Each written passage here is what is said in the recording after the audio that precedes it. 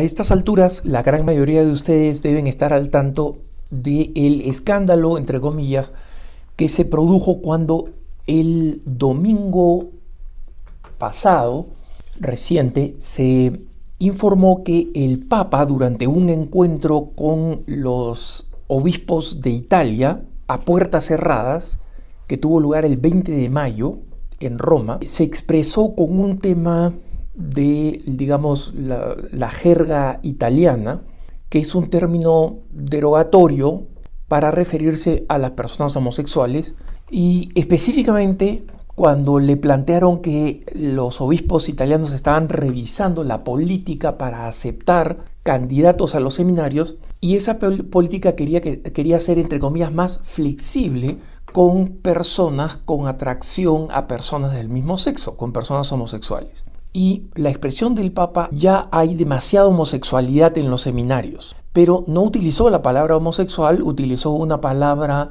digamos, derogatoria de la jerga italiana, que tiene su equivalente en otros distintos idiomas, solo que tanto en italiano como en inglés esas palabras derogatorias son más fuertes que las palabras derogatorias que en general se utilizan en español, ¿no? Y es considerada una palabra que no se debe utilizar, que es políticamente incorrecta. Y según las noticias que aparecieron el domingo, recién, cuando los periódicos italianos pudieron confirmar que esto había pasado el 20, inmediatamente después la sala de prensa de la Santa Sede publicó un comunicado muy breve que básicamente confirmaba que el Papa había dicho esas palabras, ¿no? Diciendo: en base a las recientes informaciones, el Papa lamenta cualquier tipo de ofensa producida por una palabra inadecuadamente empleada, y quiere recordar que la Iglesia siempre acepta a todos, y básicamente citó la frase esta de la aceptación de la Iglesia a todas las personas, Jesucristo acepta a todos, que el Papa pronunció durante la Jornada Mundial de la Juventud en Lisboa, en Portugal, ¿no? Una frase de aceptación sin condiciones por parte de Jesucristo. La razón por la que creo que vale la pena que revisemos este episodio es que la prensa, especialmente la prensa progresista, se ha visto enojada y sorprendida porque hasta ahora el Papa era el héroe de los temas de acogida a la comunidad LGBT, y él no solamente ha recibido a líderes de la comunidad LGBT como el padre James Martin, no solamente ha pronunciado frases como ¿quién soy yo para juzgar?, se ha manifestado a favor no del matrimonio homosexual, pero de que las naciones aprueben las uniones civiles, y ha autorizado la publicación de un documento como Fiducia Supplicans, que ya he comentado en otros puntos de vista, en el cual se permite la bendición pastoral o casual, informal, como quieran ustedes utilizarlo, de personas que están en uniones irregulares, aduciendo que esta bendición no es a la unión, ya sea de parejas del mismo sexo, ya sea de personas en relaciones irregulares, ¿no?, divorciados, en nueva unión, etcétera, etcétera, y que esta bendición, como digo, es para los individuos y no para las parejas, una distinción que definitivamente no ha sido considerada como adecuada por buena parte del mundo. Y de pronto el Papa utiliza este término, que además es un término en italiano, un término relativamente antiguo, ¿no? En el sentido que las nuevas generaciones de jóvenes italianos incluso se utilizan un término derogatorio para personas homosexuales, específicamente para varones homosexuales, ya no utilizan ese término, ¿no? Ese término es más bien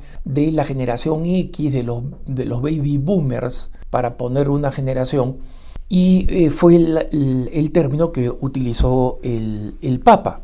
El asunto aquí es que obviamente la disculpa de la sala de prensa a nombre del Papa no ha satisfecho a nadie en la prensa liberal, y la razón es porque la sustancia de lo que se estaba discutiendo en esa reunión con los obispos italianos no ha cambiado y la posición del Papa se ha hecho evidente a pesar de que el uso de esta palabra en particular, derogatoria, que muchas personas mayores siguen usando porque no son igualmente conscientes de, digamos, lo que es políticamente correcto y de las sensibilidades actuales, ¿no?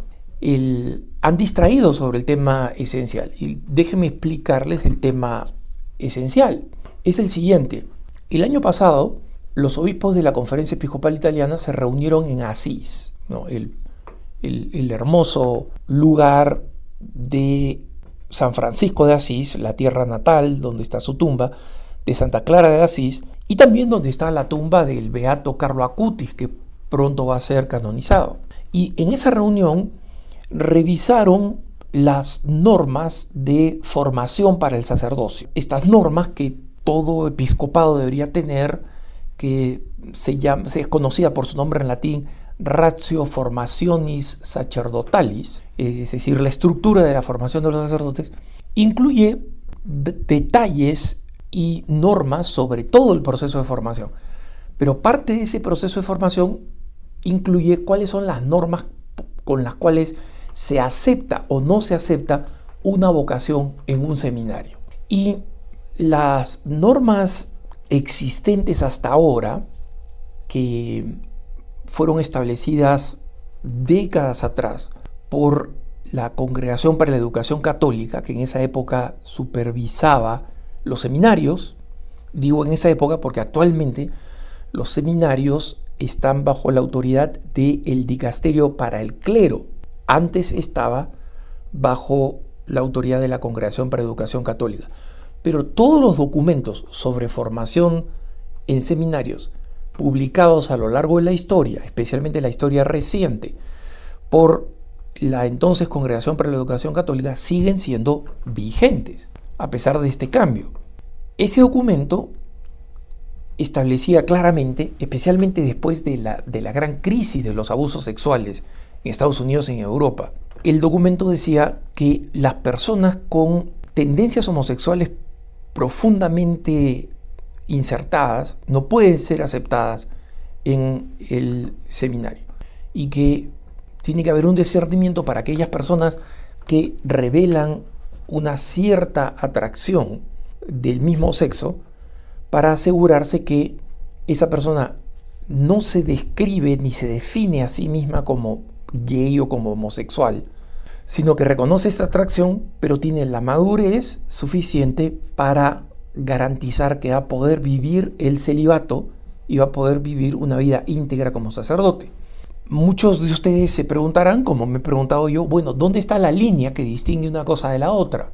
Y en una situación así donde tiene que verse los casos particulares, los casos de individuos, precisamente porque son casos siempre personales, no es factible establecer una línea rígida. Si tiene esto, entonces no, si tiene esto, entonces sí. Y la consecuencia de eso es que obispos que son más descuidados aceptan personas diciendo, bueno, al final van a ser célibes si un heterosexual puede ser célibe, un homosexual también puede ser célibe. Las cosas no funcionan así y lo he explicado en otros puntos de vista. No voy a discutirlo acá.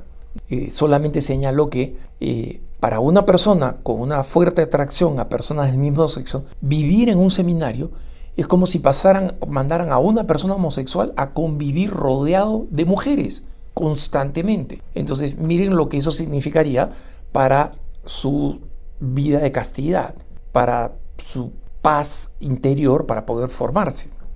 Pero dicho esto, los obispos italianos estaban planeando aflojar un poco la norma, ¿no? Seguir diciendo una persona que se declara gay, ¿no? Militantemente gay, no puede ser aceptada en un seminario, lo cual es un absurdo porque nadie que es un militante gay va a decir quiero que me acepten en el seminario. Por algo se declara lo que se declara, normalmente es contra además las enseñanzas de la iglesia, ¿no? Entonces esa norma, digamos, es un saludo a la bandera, como se dice, no tiene ninguna influencia práctica, pero ser un poquito más, entre comillas, tolerantes con esta norma y permitir que las personas que se reciban en el seminario, los futuros sacerdotes, los seminaristas, sean un poquito más gays de lo que pueden ser hoy en día. Ese es en síntesis lo que estaba diciendo este documento. Ahora, la Conferencia Episcopal Italiana no es una entidad independiente del Papa, porque tengan en cuenta, recuerden ustedes que el Papa es el obispo de Roma. Quien gobierna Roma cotidianamente es un vicario nombrado por el Papa, que es usualmente un cardenal. Pero la cabeza de la Iglesia en Roma es el Papa. Y eso lo hace cabeza de la Iglesia en Italia y cabeza de la Iglesia en Occidente y, bueno, supremo pontífice. Pero todos estos títulos existen. Y en consecuencia, por más que la Conferencia Episcopal Italiana tenga un presidente elegido por los obispos, ese presidente, a diferencia de otros países, tiene que ser confirmado por el Papa y todos los documentos tienen que ser finalmente aprobados por el Papa. Entonces, en esta conversación, dos obispos trajeron a colación, no sabemos si críticamente, quejándose con el Papa, porque como digo, la reunión fue a puerta cerrada, o si positivamente, mire, nos puede permitir hacer esto. Y ahí es donde el Papa tuvo esta expresión: ya hay demasiada homosexualidad en los seminarios. Y bueno, utilizó esa palabra desafortunada y es ahí donde se ha centrado toda la reacción de la prensa. Pero lo que el Papa ha dicho, básicamente, la parte importante es que él no está de acuerdo con que se ablanden las normas, sino lo contrario.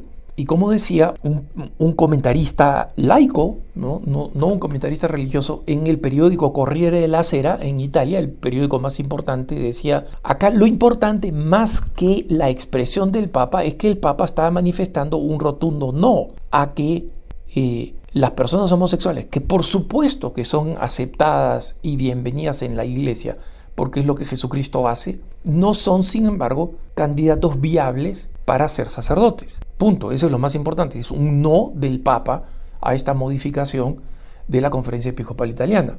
Entonces, eso es lo auténticamente importante. Y aquí me sumo la razón por la que después de esta disculpa, a lo largo de la semana, las quejas y los comentarios, especialmente en los sectores progresistas de la Iglesia Católica, que estaban esperando prácticamente el matrimonio homosexual, pues, de parte del Papa, se ha centrado en este uso de la palabra. Pero repito aquí las palabras que recientemente tuiteó en su cuenta en X el padre Pachi Bronchalo, ¿no? el sacerdote español. Dice: el mundo no quiere las disculpas del Papa, el mundo quiere que diga que está muy bien la admisión de personas homosexuales a los seminarios y a las sagradas órdenes. No le van a dejar en paz hasta entonces. Lo dice hoy el Evangelio, refiriéndose al Evangelio del miércoles 29, ¿no? Que dice: quien deje todo tendrá persecución. Entonces, esto es lo importante de esta noticia, más que las discusiones de ida y vuelta. Y a mí me parece esperanzador que el Papa tenga una visión firme, aunque la haya explicado de una manera anecdótica, de una manera campechana. Creo que por el bien de la Iglesia en Italia, y como, digamos, radiografía de lo que hay en la mente del Papa, es una buena noticia. Que tengas un buen día.